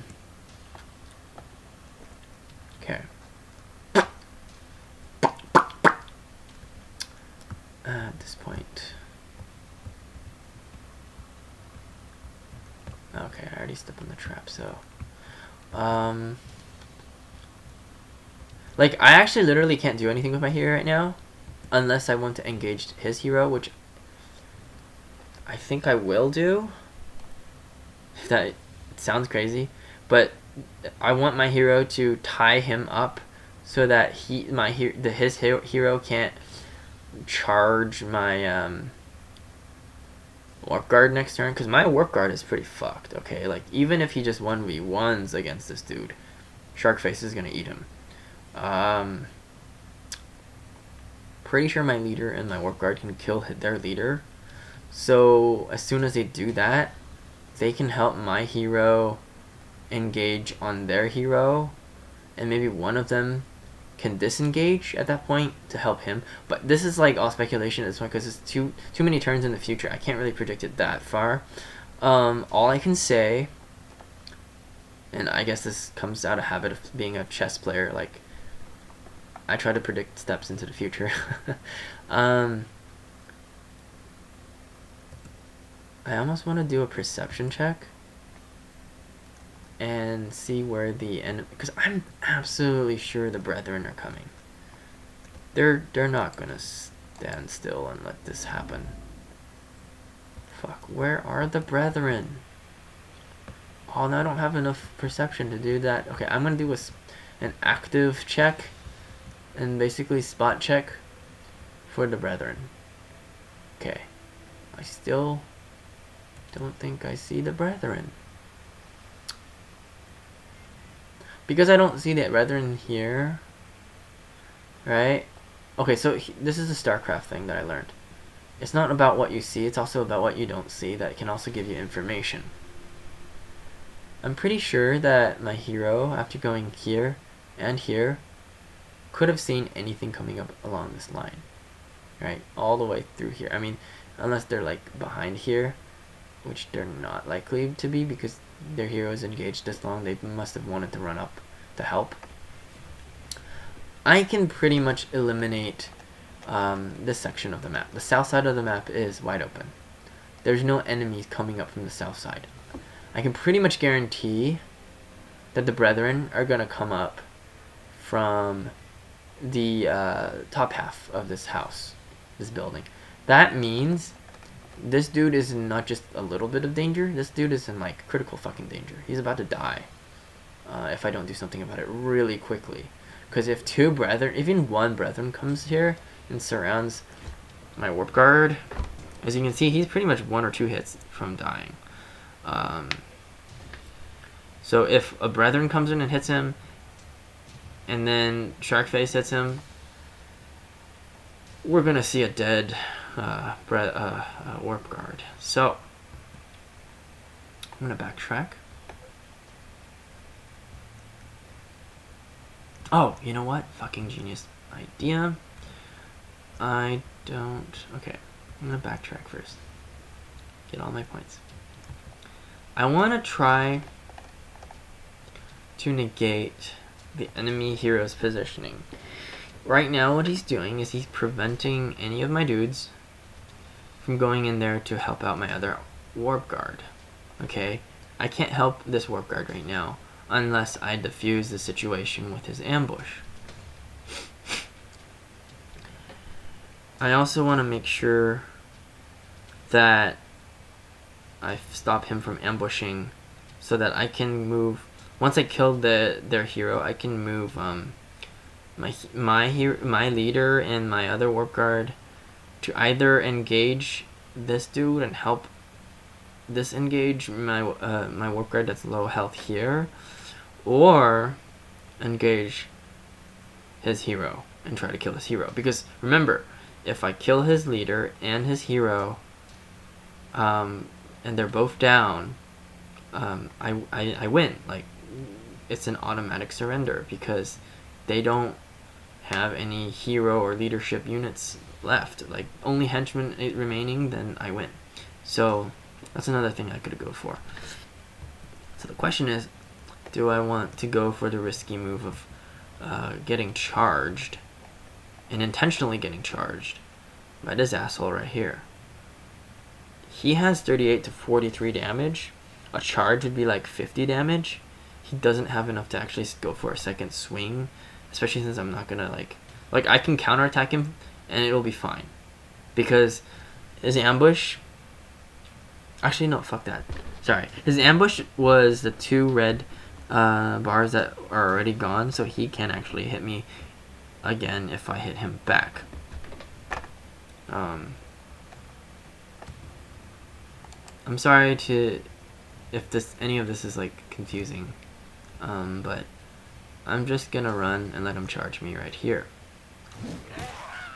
Okay, he ambushed me. I get the option to counterattack him, but I don't. I really, really don't, because the moment I counterattack, he has enough points to, like, he has 3 points, right? He has 3 offense points. He can actually attack me again. That's actually not enough to kill me because I have 48 health and he has 43 attack. Like, we determined earlier that I can take 3 hits from this dude. 2 hits to get me like maybe at 6 health, and a 3rd hit would finish me. If I counterattack right now, he would actually get that extra hit. But all I wanted to do right now was to cause him to move away from my henchman over here. Okay, that's all I wanted to do with this maneuver. Now this alley is open. I can kill his leader, and I have a choice of surrounding this dude now with my other 2 guys, or I can go help him. Either way, I put my hero in a bit of a danger to sort of give me more choices, to give me more openings. Obviously, the hero will die if he stays there for another, like, too long, if I don't deal with him in some way. So it potentially means I'm just gonna have to kill his hero first. Meaning this guy either have to survive or I'm gonna have to run him away. And remember, I still have this dude, so I may need to use him to come in and do some blocking and parrying. But I'm definitely not counter-attacking. Counter-attacking this dude is like suicide right now. Okay, so my leader is going to attack and probably kill the enemy leader.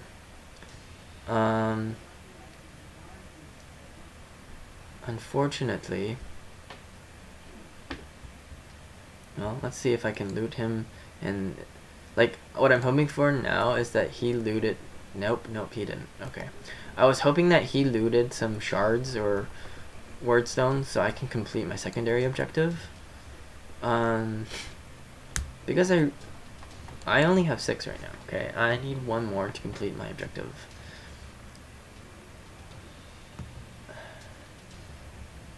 Yeah, I don't think I have enough movement to go all the way over there and get it and then come back. That would be dumb. I can hit something 1 more time. Okay. Because this guy here is the hero and he's engaging my hero and my hero's almost dead, I'm gonna prioritize protecting my hero over this henchman. This guy actually might go down. That's really unfortunate, and it's mostly because of the blunder I made earlier of moving my hero over here and putting him into ambush. That was the mistake that I made. That is the reason why this henchman might have to go down, because he came here in order to prevent this guy from coming and blah blah blah. Like, you can rewind the video and watch all of this go down, but I'm gonna at this point prioritize him. And because I'm prioritizing him and I want him dead next, and I'm switching targets to him, the issue that I'm facing now is he has 3 offense points left on his bar. That's enough for him to counterattack once. Okay, and I don't have any skills right now that allows me to attack him and block or dodge at the same time. There are moves that allow that, but currently I don't have that option. So I'm just gonna have to face tank a hit from him. And he hits hard. He hits 38 to 43 damage. What I'm actually gonna do is let my hero take that hit, because ironically, between my warp guard there and my hero is actually a little bit more survivable, because he has a dodge stance that has a 50% dodge, and the warp guard doesn't really have that high of anything. He has like a 30% dodge and like a I think a 26% parry. So like, if there's any hero, or if there's any unit that could take a hit, it would be like the leader at this point. But notice that I'm not going in from over here, okay? And that's because there's still 2 enemies missing. There's still 2 brethren missing, and I don't know where the hell they're gonna come from, but I think from that direction. And that means that if they just pop around the corners, then they started attacking my leader. After my leader took a hit from this badass with like 2 hammers in his hand, then my leader's gonna be in a really bad spot. What I want is come in from this angle. Okay. And then do the attack. And what that's gonna let me do is, well, obviously he's gonna counterattack, and oh my god, that fucking hurt. Okay, so that was actually the minimum damage that he could have done, so lucky me, I guess. I'm gonna go into dodge stance.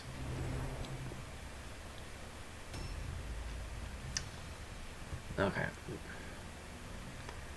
What I did there after taking that hit is this side is still open.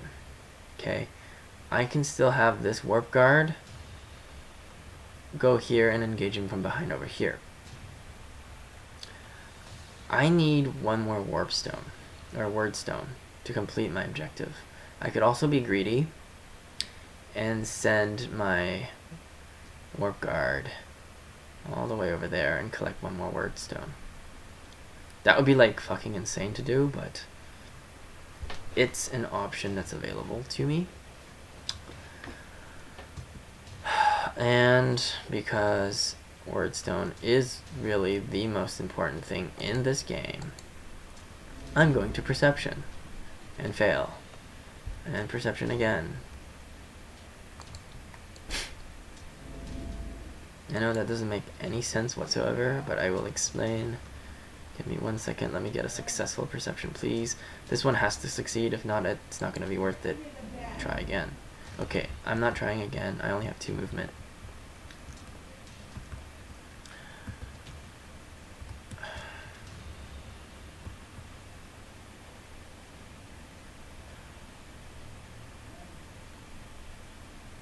See, I have 2 options. A,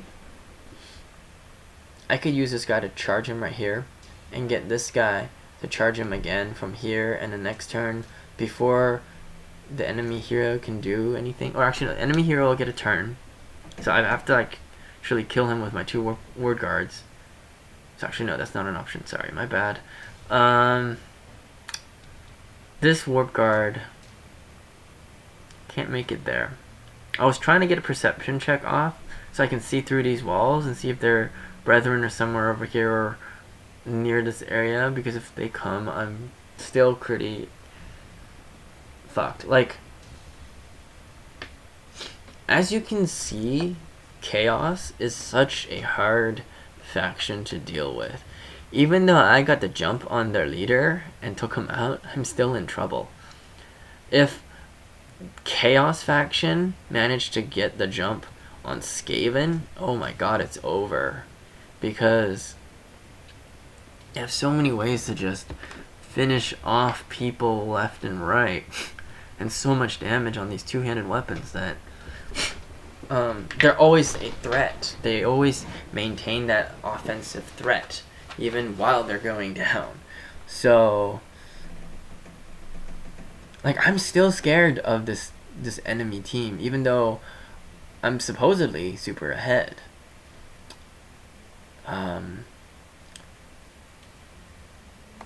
Actually, this is my guard. Warp guard.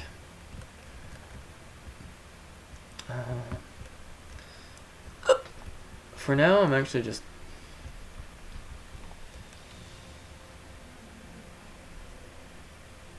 I know the brethren start off with a bow.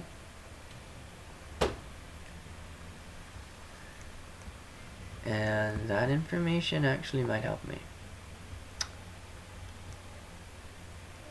They're not there.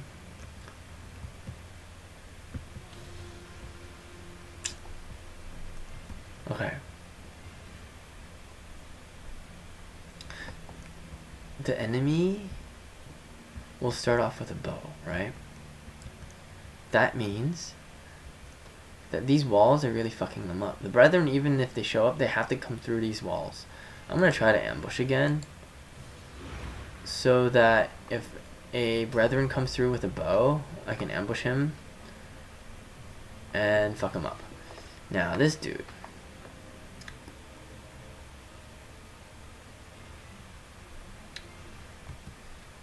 Oh man, this is such a bad situation. Like, if I fight this dude, right, he can't counterattack, but it's gonna be his round soon. Like, he still hasn't taken his turn this turn, so he's gonna be able to hit me at least once more. And then I'll be way low on health. No, I think it'll be worth it. I actually am gonna attack him because he can't counterattack right now. And because I still have dodge stance and parry, I think I want to do parry stance, because if he hits me and I successfully parry, which is a low chance, but if it happened, I can counterattack, I think. Because parry lowers offense point cost of an attack. No, I can't. Because the second attack would still be 3 points. I would need at least 1 more offensive point. So I need like 2 offensive points available and a parry to get it off so that I can actually do another counterattack. I can't do that, so it's better to just be safe and go for the dodge stance at this point. And I'm hoping I dodge this next move. Because if he hits, then I'm only 1 hit away from dying. Wow. Either I'm stupidly lucky, or I'm really just missing where the enemy's brethren are. Like, where are they? Okay. He's not in dodge stance. He can swing twice. My hero... And there's nothing I could do at this point to really protect my hero from dying. Like, my hero might just go down, honestly. I'm just praying to Iron Jesus that the enemy hero doesn't swing twice on my hero and, like, land both hits and kill him.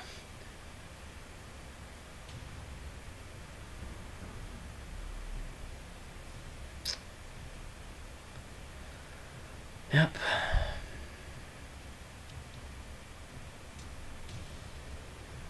I could try to move my warp guard in and attack him again, or attack him, and he's at 91 health. Like, either way, I don't have enough damage right now to like ensure he's gonna die right away unless my hero survives. And if my hero survives, then just between my hero and my leader, they should have enough damage to take him out. I'm still thinking about getting that word stone.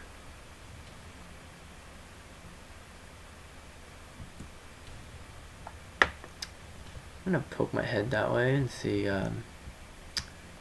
take a look-see and see what I can see.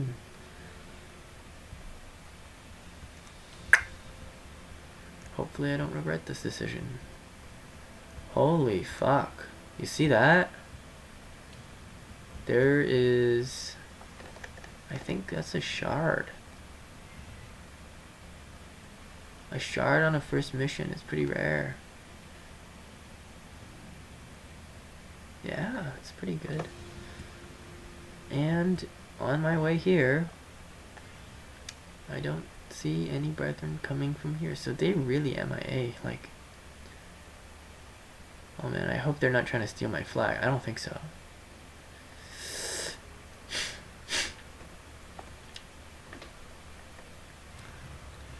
Really don't know where they are right now, and that's really like causing me to have a huge amount of doubt, because I know this move here, getting this warp stone, is safe.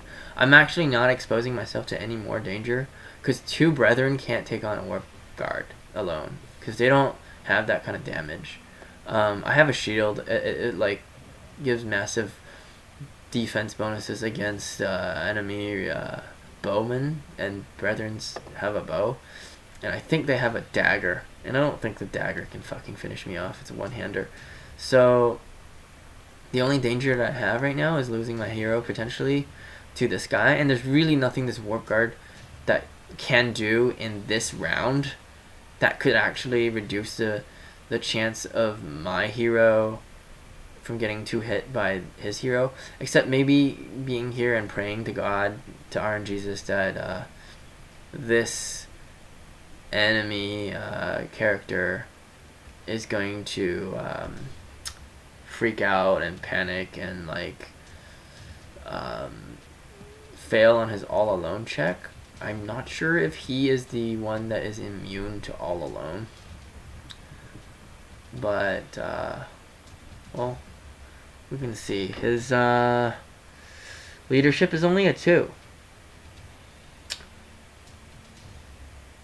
Oh, I could potentially squeeze him and hope he squeals.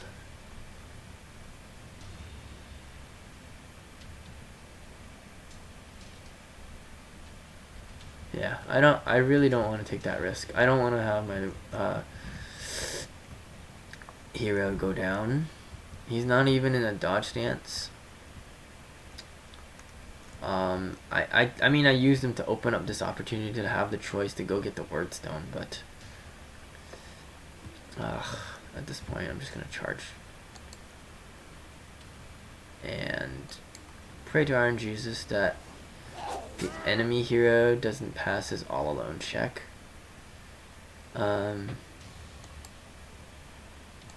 Because if he doesn't pass his all alone check, he'll lose all his offense points and he won't be able to hit my hero. And that, in a way, is the only thing that I can do right now to protect my hero from getting one-rounded. Yes! Yes! All alone check failed. So he couldn't... Oh my dear God. Fuck. A new round has started. Oh, wow. I am so scared of those shark-faced people, whatever they are.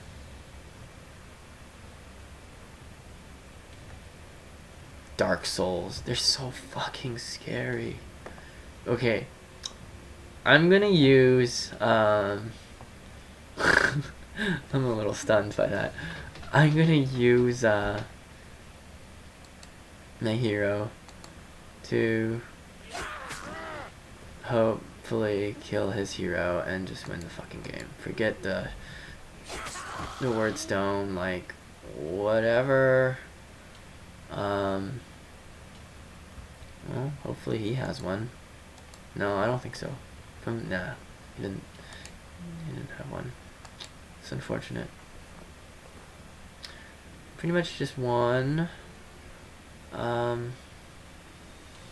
is a chance that my hero, like, cause he doesn't like route until it's his turn, so there's a chance that my hero can, or my leader can save the day by just running straight for the word stone and grabbing one, and voila, I did it. Oh god, that felt good. This whole fight, man.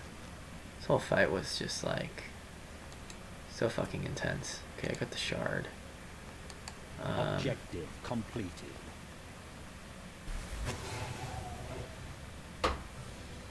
Doesn't matter what warp effects I get. It doesn't even matter. Because, you know, their hero and their leader said the moment their turn starts with any of their characters, they will route. So I got like 8 warp stones, and this is what I'm talking about right now. I can't swap anything for, like, when I'm looting a word stone on the ground, you can't swap your inventory with what's in the word stone. It just doesn't work currently like that. And so it's really annoying. I want more word stones. I don't care about a fucking great axe. I can't use it on my, you know, I just can't use it. Like, alright, let's do something hilarious and just charge this asshole. I'm done with this match. I mean, I'm gonna win, so whatever. Like, I knew he didn't have any action or enough offense points to hit me because he swung into my guard over there just now and hit him for a lot of damage, so yeah. But that's gonna be it, guys. Yeah, enemy route test failure, meaning they routed and I won. And as you can see, I managed to not have any of my guys go down. I killed his hero and his leader. I completed my extra objective, which was what's it called? I call it the secondary objective, but it's basically the extra objective, and you get for doing that, extra rewards at the end from completing all the objectives on the battleground. Not just a straight up win, which I did, but I also got the word stones. That was the second objective in this game, and because I got that accomplished, I have, if as you can see in the lower left hand corner, all these extra rewards. Okay, and there's 2 blues that dropped. Unfortunately, they're just consumables, so they're not really that useful. But blues are rares, and then purples, I guess I'm just gonna call it legendaries, right? Like purples don't drop until a little bit later in the game, but this is my first mission, okay, and I'm already getting 2 rares dropping. So that's how you get rare drops, is you win decisively. You get the objectives. And I really focused really hard this game on keeping all my guys alive as much as I possibly can, and I hoped that this video showed you sort of the things that you need to think about in this game in order to keep your guys alive. And I realize it's really hard, and there's a high learning curve. There's a lot of things to think about, and the situation constantly changes. But I mean, this is the stuff that you signed up for when you play this game. You know, this is a fucking strategy game. It's a tactical combat game. You're not buying Farmville here, okay? You're not just clicking and harvesting plants and saying, yay, I'm such a good farmer. You're actually having to think, and you wanted to think when you bought this game. I'm hoping that that's what you wanted. And this is what this game delivers. It really delivers on that point. It's a brilliant game. I think it's well made. It has quite a lot of mechanics in this game, and this is just the first mission. I've covered a lot about, you know, navigating around the map. I covered a lot about how to obtain vision, how to get sort of an advantage on your enemy, how to set up a fight, and then how to carry out that fight throughout the fight, and what you need to think about, and how do you relieve pressure from your guys during a fight, directly and indirectly, so that you can try to keep them alive by pressuring different enemies and killing them, taking them out as quickly as you can. But yeah, hopefully you guys learned something from watching this video. I know this is really long, and there's 2 parts to this, so yeah, so this is gonna be like, I'm gonna probably make the first half that got cut off episode 2 part A, and then this is like episode 2 part B, but it's all considered to be episode 2 because I don't want to fuck up the odd and even number episode thing that I have going. So like all the 2s are fights, all the evens are gonna be fights, all the odds are gonna be strategy and planning. But yeah, I already made, like, you can see that I made like a major error in the beginning of this fight when I sent my hero off to the side to do an ambush that almost got him killed, or like left an opening, and it really fucked me over. But yeah, I'm glad I was able to recover from that mistake in time to salvage the situation and get back on top and just fully annihilate the enemy and stay ahead and keep things alive. But thank you guys for watching. I hope you guys enjoyed watching my channel. I know it's just started, and I'm gonna try to like put more stuff up on my channel, like maybe decorate it with, like, I don't know, a logo sometime later, but that's not really my focus right now. My focus is to try to get like at least the first 5 or 6 videos out as soon as possible, so that people can see like, hey, this is gonna happen. It's not like just 1 or 2 videos, like he's gonna actually make a channel, so that I can start getting more viewers and hopefully get some feedback from people, so that you guys maybe can leave me some comments, maybe suggest any names that you want on my characters, and even what you'd like to see more of. You could feel free to ask me any questions, and if I know the answer to the questions, I can explain in my next video. Also, please, do the whole like and subscribe thing, but more importantly, tell your friends that that you think will enjoy watching this video in my video series and watching me explain things in this game. If you think that they enjoy this game or want to learn about this game, or any gamer who enjoys strategy and watching and learning strategy, I encourage people to watch this channel. But thank you guys for watching, and I will upload the post-battle information stuff as a part of the next video. In episode 3, I'm going to be covering on managing your wordstone economy, and also sort of planning on builds. So look forward for that. In episode 3, I'm going to be covering what builds I will be gearing my characters towards, and having these goals in mind as I progress throughout the game. So it's going to be a really big episode. Episode 3, definitely look out for that. It's not a combat video at all, but it's going to be a lot about managing your warband. And yeah, but thank you for watching, and I will see you guys next time.